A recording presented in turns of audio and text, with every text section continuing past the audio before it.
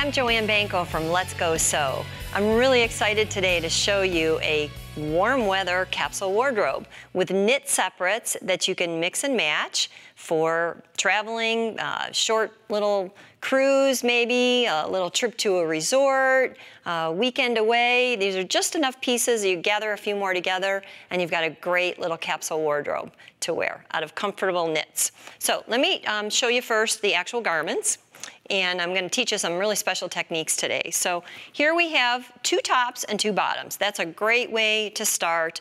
Of course, you can add more. If you're going to add more tops rather than bottoms, because bottoms we can always wear, you know, another time and add with tops. Maybe a white tank top or, you know, a pink tank top, something that'll go with it, or something multicolored would be a good add-on, whether you make it or you purchase it ready-made.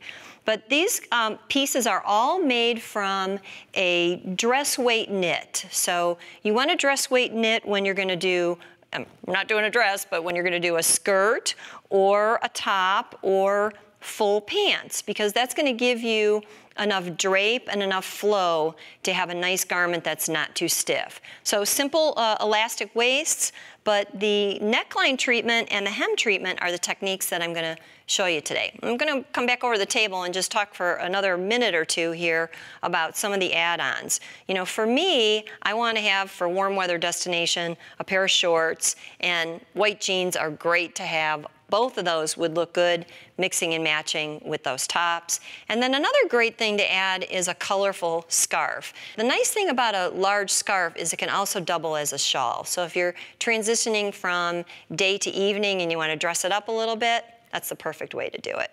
Let's talk about the pattern. I just simply chose a pattern for wide leg pants, again for a dress weight knit, and elastic waist. So very simple to sew, very quick. That's nice to get this done and get it rolling.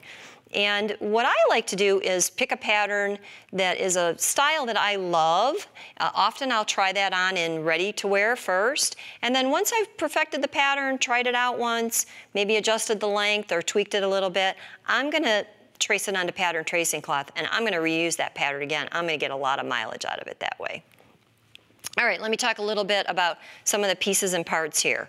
We're going to start with a neckline. Again, it's just got to be a knit top that's got a gentle curve to it.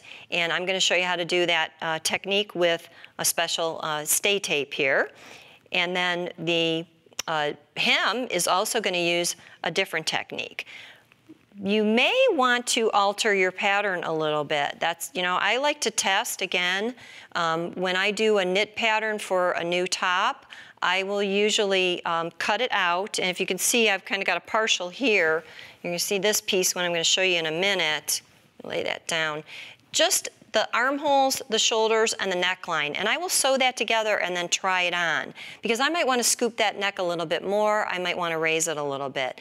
Usually, most of your fitting issues are in the neck and the shoulders. You can add a little bit of extra seam allowance on the side so that you've got some give there to play with. But that's a good way to start. And then it's also a good way to practice the technique that you're doing that I'll be showing you in just a minute.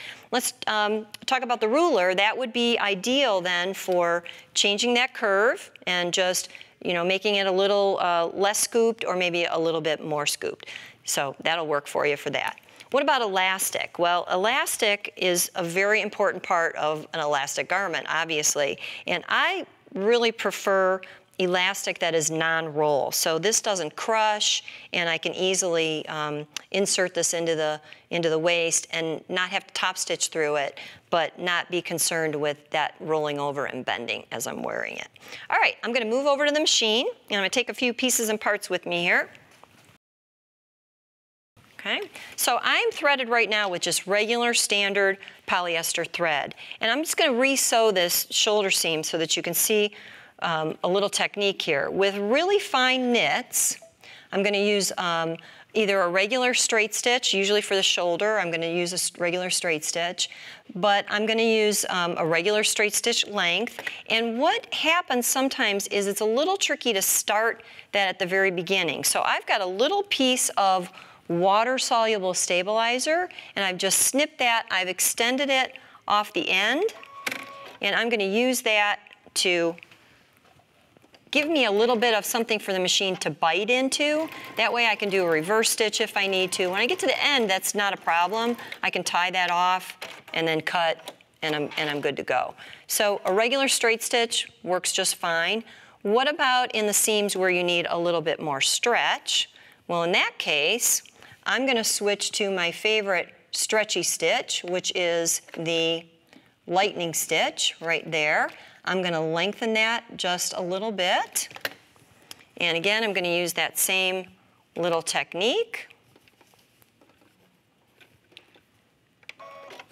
So a lightning stitch is very much like a zigzag. It's just a more straight version of it. If you don't have a lightning stitch, then go ahead and select a zigzag and just lengthen it a little bit and make it a little more narrow.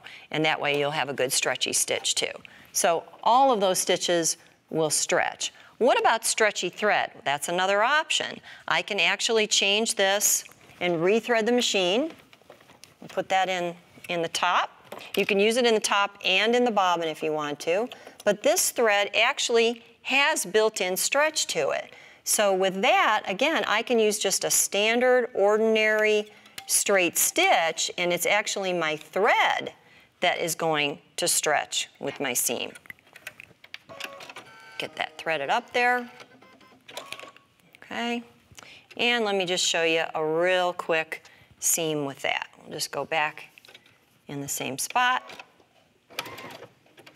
And I just want to select the regular straight stitch this time. And even though that's just a straight stitch,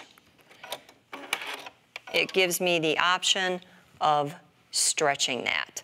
All right, now I want to show you that neckline technique. So what I've done is I've started with stay tape that is actually a knit itself, and it's a little bit stretchy. I walk that around the neckline so that I can see how much I need.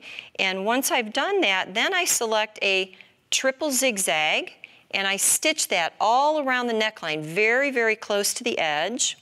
I take my scissors then, and I like these curved tip ones because they work really good for me to get up close to that excess. So once my blade is underneath there, you can see. So see, I'm just trimming that excess away. And I've got a lot of that done here on the front already. So then I'm going to simply turn that under. I'm going to press it 3/8 of an inch. I'm going to switch to a blind hem foot, an adjustable blind hem foot, because that's going to give me the option to, and I'm going to rethread with my other thread here really quick. That's going to give me the option to guide that along the edge very, very evenly and very easily so that my neckline finish is going to be consistent all the way around. And of course, I'm doing this with contrasting thread on a little sample so that you can see exactly what I'm doing. Now, what stitch would you select? You could select a straight stitch, but I'm going to go here to this next menu, and I'm going to select what's called a double patchwork overlock stitch. And I've tested this, I know this works, and I'm going to run that right along that neckline. So again, a straight stitch would work, a zigzag would work. You know, experiment a little bit with the look that you like. We'll do just a little bit of that.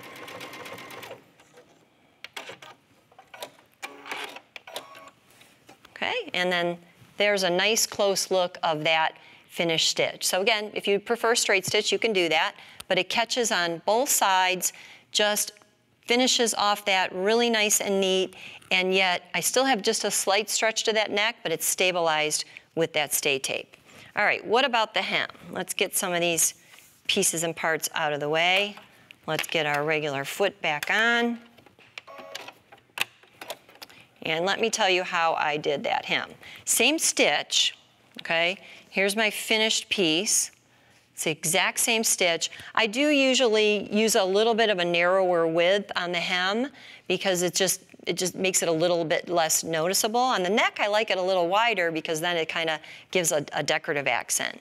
Now, what did I have to do to prepare this? Well, I started with a very lightweight bias fusible interfacing. Very soft, very lightweight. I don't need the stay effect. All I need is a little bit of extra body. So I have fused that already to my hemline, and then it's a simple matter of turning that up, and I'm ready to sew that hem. Again, I'm going to use that same stitch, but this time I'm going to make it just a little narrower and maybe a tad longer. Always test. It's always best to test. And I would have sewn my garment all together. I'd sew the side seams. I would be doing my hem last. See, that goes through very smooth. I'm using the regular standard presser foot for this. And as soon as I get to the end here, I'm going to do the fun part, which is stretch it. So you can see that it really gives you the stretch factor that you need when you're, a lot of times when you're putting your clothes on or taking them off is when you really need that, okay? So take a look at that, see how nice and neat and even that is. It's stretchy, it's stabilized, and you've got a great wardrobe set that'll take you near or far. It'll be something you'll wear a lot. Add a few pieces for a beautiful capsule wardrobe. Visit the website. We'll have complete instructions for you.